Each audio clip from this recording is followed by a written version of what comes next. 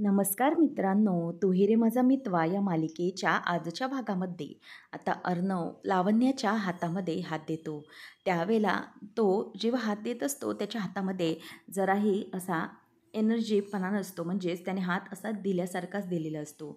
अंगठी घालण्यासाठी त्याने व्यवस्थित लावण्याच्या हातात हात दिलेलाच नसतो आणि त्याच वेळेला तिला जरासं वेगळंच वाटतं आणि मग राकेश बघत राहतो की ह्याचं असं काय चाललं आहे आणि अर्णवच्या हातामध्ये लावण्या पटकन हात घेते आणि अगदी जबरदस्तीने घेते. हे सगळं अंजली पाहते. तिला या सगळ्याचं खूप वाईट वाटत असतं की किती काही झालं तरी अर्णव तयार नाही हे स्पष्ट दिसूनही आजी का ऐकत नाही आहे. त्यावेळेला मग आता अर्णव तयार नसतो. लावण्या म्हणते की अर्णव तुझा हात दे. त्यावेळेला मग पटकन आता तो तिथून भानावर येतो आणि तिला हातामध्ये हात देतो आणि नंतर ती आता त्याच्या हातामध्ये एंगेजमेंटची रिंग घालते आणि ती रिंग घातल्यानंतर सगळेजण आता टाळ्या वाजवायला लागतात आणि फायनली ती रिंग अर्णवच्या हातात लावण्याने घातलेली असते. तिचे जे आलेले मामा मामी असतात ते पण खूप खुश असतात. नंतर आता अर्णव ती रिंग स्वतःच्या हातात बघून त्याला याचं खूपच वाईट वाटत असतं. तर राकेश मनातल्या मनात खुश होतो की चला फायनली फायनली माझा ईश्वरीचा मार्ग मोकळा झाला. आता ह्या दोघांच्या साखरपुडा झाल्यावर ईश्वरी कायमची माझी झाली असा विचार तो करत असतो आणि अर्णव हा ते रिंग घातलेली बघतच राहिलेला असतो. राकेशच्या मनात तर अगदी आनंदाच्या उकळ्याच फुटत असतात, कारण किती काही झालं तरीही आता ईश्वरी ही कायमची त्याचीच होणार असते. अंजली मात्र खूपच अगदी दुःखातच त्याच्याकडे बघत असते, कारण आपला भाऊ इतक्या मोठ्या त्रासामध्ये आहे हे तिला अजिबात पाहवत नसतं. आणि आता लावण्या खूप मनातच खुश होत असते. फायनली AR माझा झाला, आता आमचं लग्नही होणार आहे थोड्याच दिवसात, माझं प्रेम जिंकलं असं म्हणून ती मनातच खुश होत असते. त्यानंतर राकेश आता एंगेजमेंट झाल्यावर बाहेर पडतो. तेवढ्यातच त्याला फोन येतो की अहो जावई बापू आहात कुठे तुम्ही? तेव्हा मग राकेश म्हणतो की हो हो येतच आहे मी, माझं ना इथलं काम उरकलं, मी देवळातून बाहेर पडलो. संजय विचारतो की देवळातून?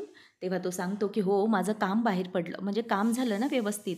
शिवाय माझा देवळात जाण्याचा अर्थ की आज हा एकदम छान दिवस आहे आणि शुभकार्य आहे ना माझं, तर म्हटलं देवाचे आशीर्वाद घेऊयात पहिले म्हणून देवळात. तेव्हा येतोच आहे मी पटकन, नका काळजी करू असं तो म्हणतो आणि नंतर फोन ठेवतो. त्याचबरोबर संजय म्हणतो नका काळजी करू, तुमचे जावई अगदी वेळेवर येतात, देवळातून निघालेत ते, येतच असतील आता. राकेश विचार करतो की काय झालं आहे नेमकं, हा सहाने मास्तर आहे तरी कुठे, कुठे तडमडला आहे हा, वेळेवर नाही येत आहेत का या थेरड्याला. तेव्हा मग तो फोन करतो आणि विचारतो की काय रे मास्तरा, काय झालं, तुला वेळेवर यायला काय झालं? अरे तुला कळत नाही आहे का आज माझा साखरपुडा आहे आणि तोही मुहूर्तावर झाला पाहिजे, मग तुला काही समजत नाही आहे का? असं आता सहाने मास्तरला तो विचारतो आणि नंतर म्हणतो की हे बघ वेळेवर यायचं कळलं, जास्त शहाणपणा करायचा नाही, चल भेट मला पटकन, असं तो त्याला तिथून बोलून दाखवतो. आता तेवढ्यातच नम्रता ही ईश्वरीला घेऊन आलेली असते आणि इशूला पाहिल्यानंतर सगळेजण अगदी खुश होतात. नम्रता म्हणते की बघा बाबा इशू आपली कशी दिसते.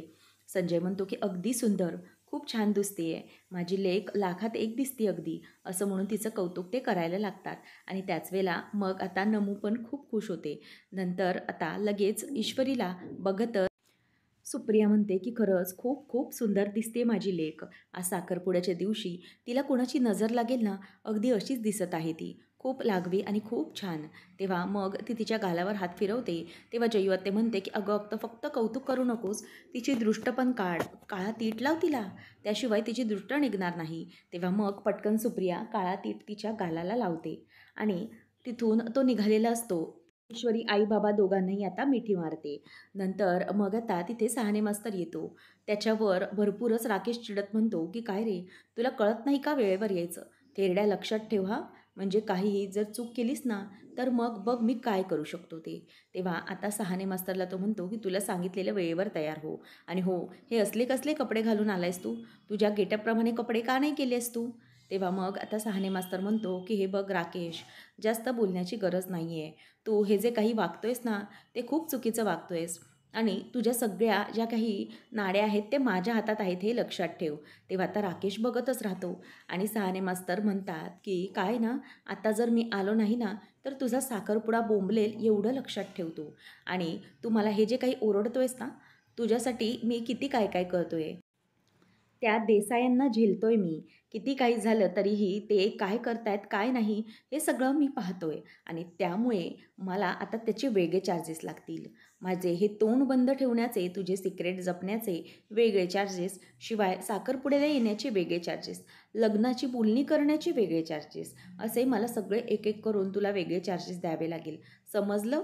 आणि जर तसं तुला जमणार नसेल, तर मग काय करेन ते बघच मी. काय करेन माहिती आहे? मी तुला ना एक्सपोज करेन, म्हणजे त्या सगळ्यांसमोर तुझं हे भांडाफोड करेन मी.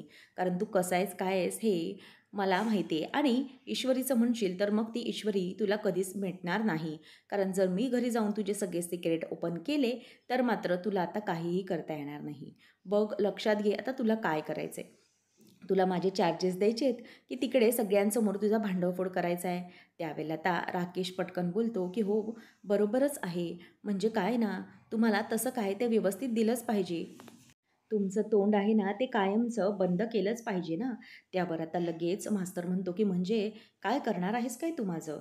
त्यावेळेला आता राकेश म्हणतो, की "अरे हो, करणार आहे काय म्हणजे तुमचं तोंड बंद करायचं आहे ना? म्हणजे पैसे तुमच्या खिशात कोंबावे लागतील ना, असं म्हणतोय मी. म्हणजे तुम्ही प्रत्येकाचे वेगवेगळे चार्जेस लावलेत ना. चला, चला, आता उशीर व्हायला नको.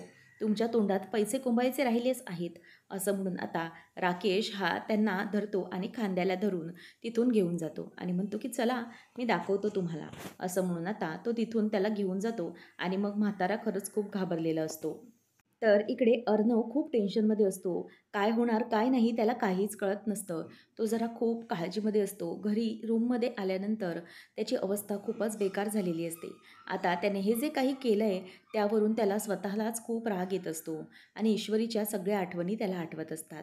ज्यावेळेला त्याने मॉडेल्स तयार केलेले असतात, तेव्हा ईश्वरी नऊवारी घालून त्याच्या अंगावर पडलेली असते. ते त्याला आठवतं. ईश्वरी आणि त्याची पहिली ती नजरानजर, "कोण आहेस तू?" असं तो तिच्यावर जोरात ओरडलेला असतो आणि नंतर मग अर्णव विचार करतो, की काय चाललंय हे सगळं माझ्या बाबतीत? कुठे चुकतोय का मी? असं विचारत असतानाच त्याला परत ईश्वरीच्या सगळ्या आठवणी येत असतात.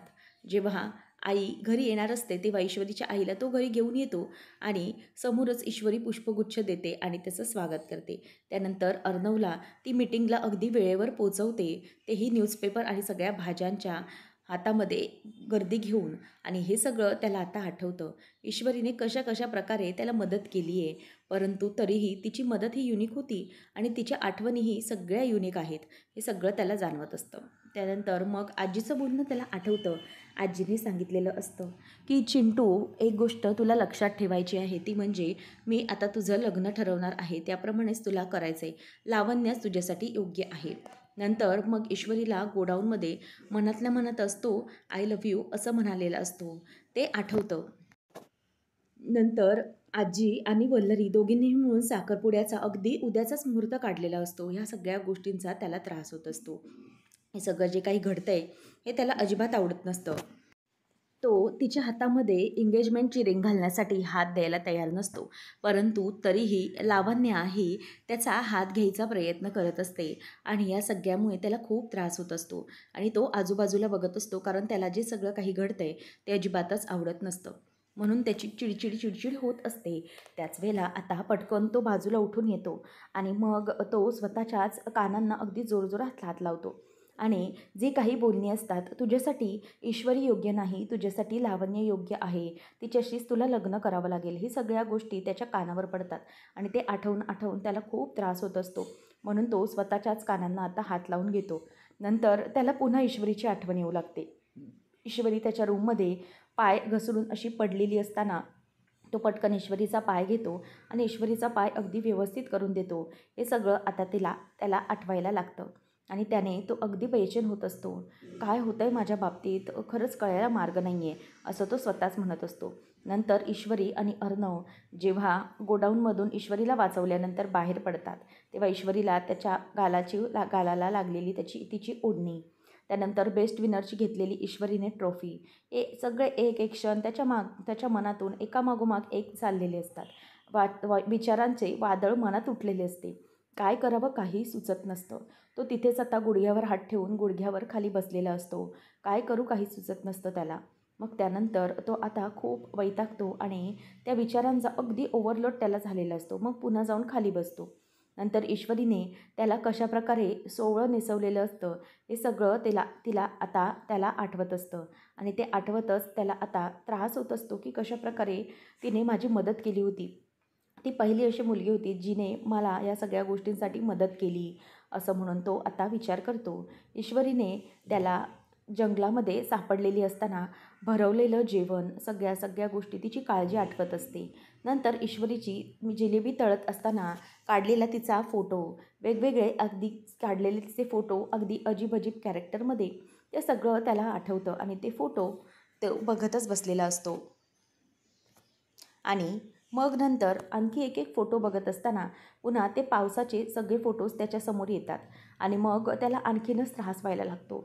ईश्वरी त्या फोटो काढताना म्हणालेली असते की असे फोटो आपण काढावे. नॉर्मल फोटोज तर आपणच काढतो प्रत्येक वेळेला, परंतु या फोटोमध्ये काहीतरी आठवणी असतात. ही आठवण त्याला आता येते आणि मग अर्णव म्हणून ती आठवण सारखी बघतच राहतो. आणि नंतर आता ईश्वरीच्या बाबतीतले ते सगळे फोटोज आणि त्यांचे सगळे फोटोज तो पाहत असतो. त्यामुळे त्याला खूप त्रास होत असतो. आता त्यानंतर ईश्वरी आणि अर्णव दोघे कशाप्रकारे पावसामध्ये भिजले होते. ईश्वरी आणि अर्णवने एकमेकांचे हात हातात देऊन ते दोघंजणही पावसात अगदी ओलेचिंब झाले होते. हे सगळं आता त्याला आठवत असतं आणि या आठवणींमध्ये तो अगदी स्वतःला झोकून देत असतो. त्याला काय करावं काहीही सुचत नसतं आणि म्हणून तो आता त्या आठवणी आठवत असतो. मिस इंदोर, मला खरंच तुझी खूप आठवण येते, असं तो तिथे आता बोलत असतो. आणि त्यानंतर मग तो फोटो पाहिल्यानंतर त्याच्या जीवाची अगदी घालमेल होत चाललेली असते. काय करायचं काय नाही त्याला काहीही सुचत नसतं. नंतर याच पुढे लावण्याचा फोटो त्याच्या मोबाईलमध्ये त्याला दिसतो आणि साखरपुड्याचे जे फोटोज त्याला आलेले असतात त्या फोटोला तो चिडून बघतो आणि जोरात ओरडतो आणि नंतर तो मोबाईल खालीच फेकून देतो, कारण ते फोटोजच त्याला पाहावेसे वाटत नसतात. नंतर मग पुन्हा एकदा त्याला ईश्वरी आठवते आणि ईश्वरीने अगदी प्रेमाने त्याच्यासाठी बनवलेलं आजीच्या घरचं ते जेवण, ही त्यांची शेवटची गोड अशी भेट होती. हे सगळं आठवल्यानंतर त्याला खूप त्रास होतो. नंतर ईश्वरीला अर्णवने विचारलेलं होतं की तू या राकेशजींबरोबर लग्न करून खुश होणार, हॅपी आहेस असं वाटतं तुला? ती म्हणते की हो, पण सर तुम्ही मला नाही सांगितलं तुम्ही हॅपी आहात की नाही. हे सगळं त्याला आठवतं आणि मग तो म्हणतो की नाही हे सगळं मला सहनच होत नाही आहे. सगळं असं का घडतं आहे? जे मला हवं आहे ते माझ्यापासून का नेहमी लांब जातं, असं म्हणून तो खूपच आता वैतागत असतो आणि ईश्वरीचं डोक्यातनं त्याच्या काही वागणं जात नसतं. मग तो स्वतःच्या डोक्यालाच हात लावून घेतो आणि डोक्याला हात लावून असा जोरात तो ओरडतो की का का असं होतं माझ्या बाबतीत. आणि तिथेच तो अगदी कंटाळून बसलेला असतो. गॉड, वाय ऑलवेज मी? का माझ्यासोबत का असं होतं प्रत्येक वेळेला? मी काय केलं आहे, कोणता असा गुन्हा केला आहे ज्याने असा त्रास हा प्रत्येक वेळेला माझ्याच वाटेला येतो? दुसऱ्यांच्या आनंदासाठी मला प्रत्येक वेळेला का माघार घ्यावी लागते?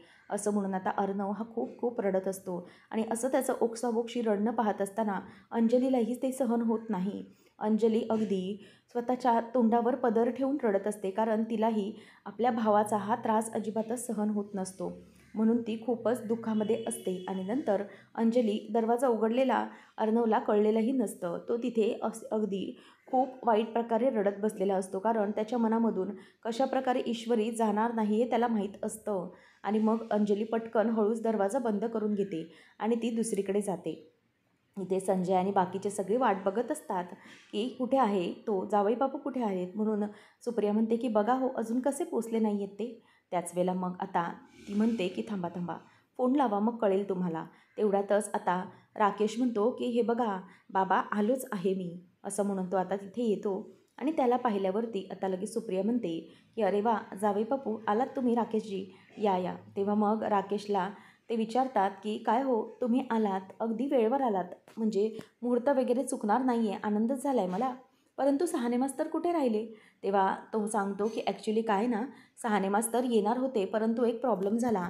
त्यांचं गावाकडची जी शाळा आहे ना, त्यामध्ये एक महत्त्वाचं काम होतं, म्हणजेच ते काम त्यांच्याशिवाय रखडून राहील, मुलांबद्दल काहीतरी महत्त्वाचं होतं, म्हणूनच सहाने मास्तर हे येणार नाही आहेत. खरं तर त्यांना खूप वाईट वाटलं यामुळे, पण मी त्यांना सांगितलं की नाही चालेल तुम्ही नाही आलात तरी, परंतु तुमच्या कर्तव्याला चुकू नका. ते त्यांच्या कर्तव्याला चुकून जर माझ्या इथे साखरपुड्यासाठी उपस्थित राहिले असते तर मला ते अजिबात आवडलं नसतं. मग त्यावर लगेच आता ते म्हणतात पण त्यांच्याशिवाय कोणीतरी तुमच्याकडचं हवंच होतं ना.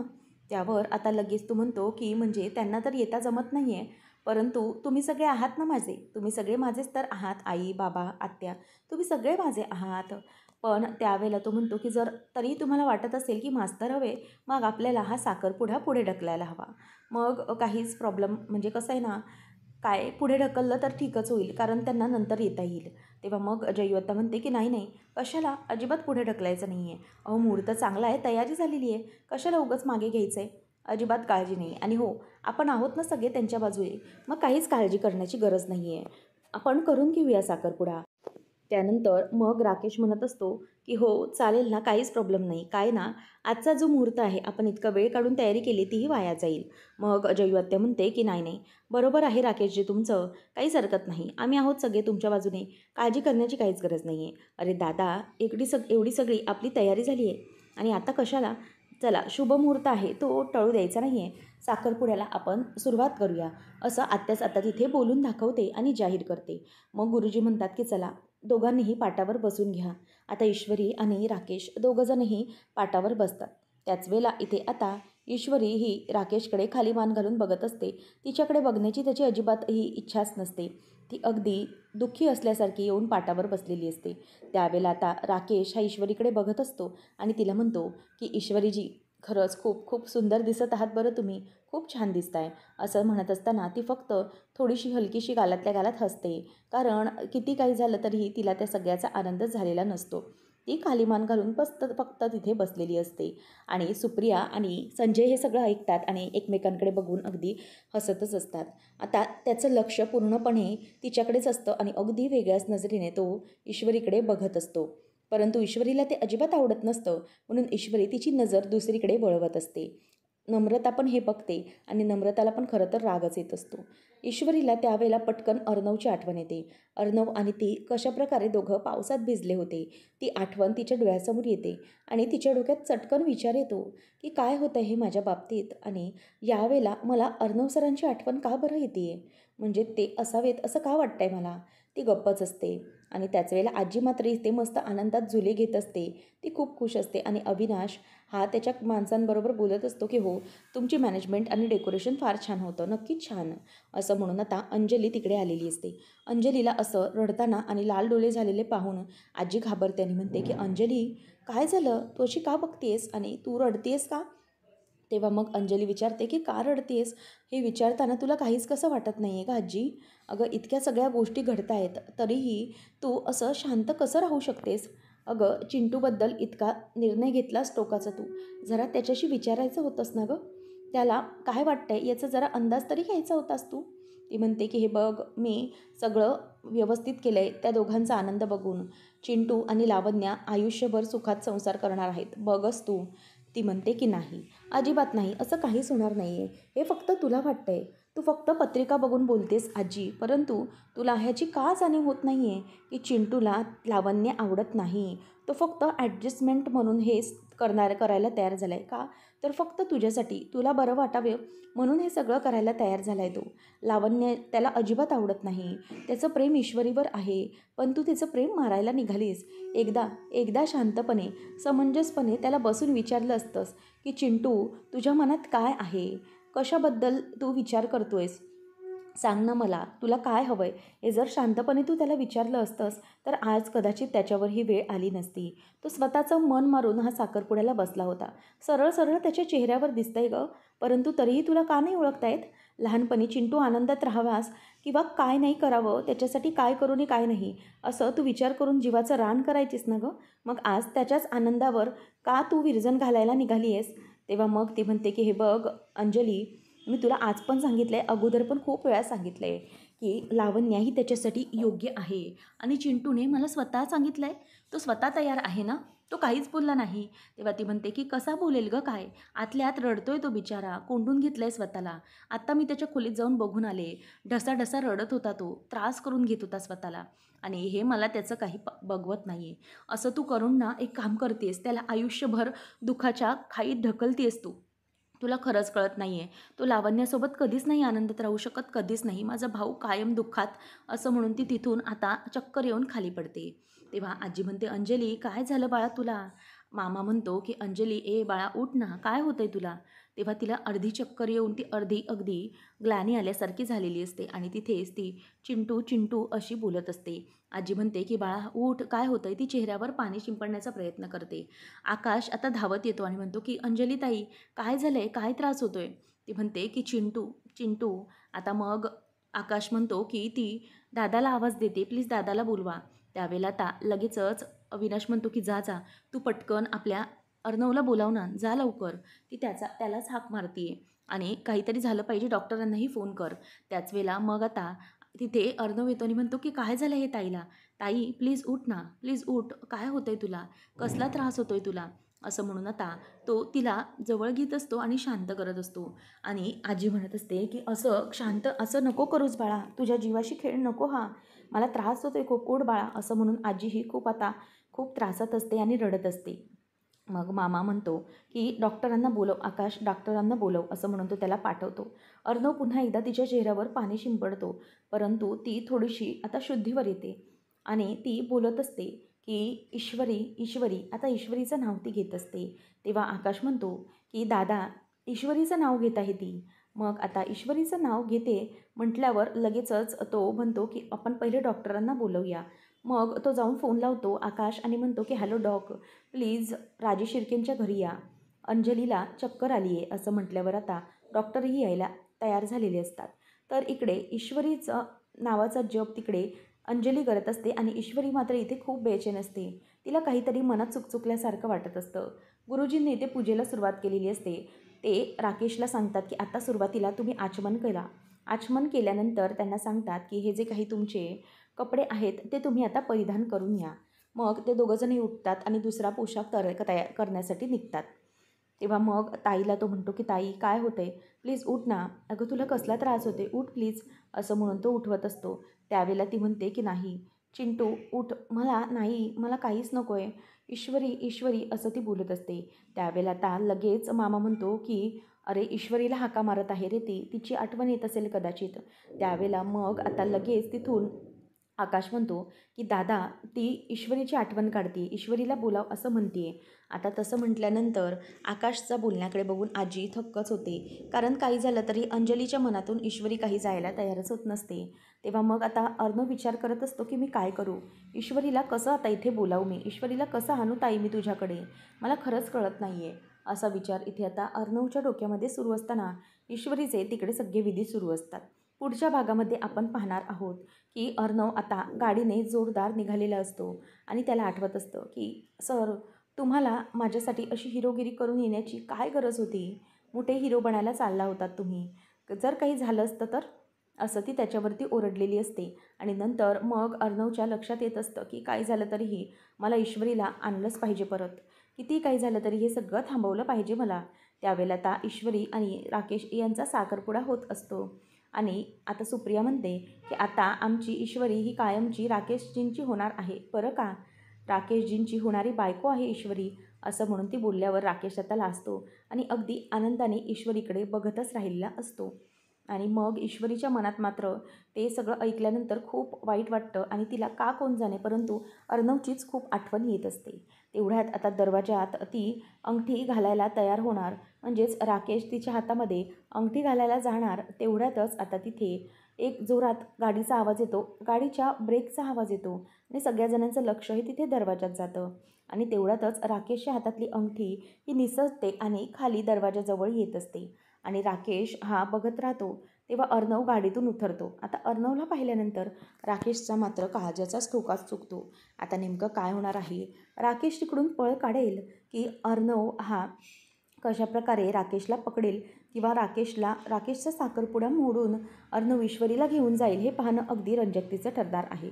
अशाच मालिकांचे अपडेट्स जाणून घेण्यासाठी आजच आपल्या चॅनलला सबस्क्राईब नक्कीच करा. धन्यवाद.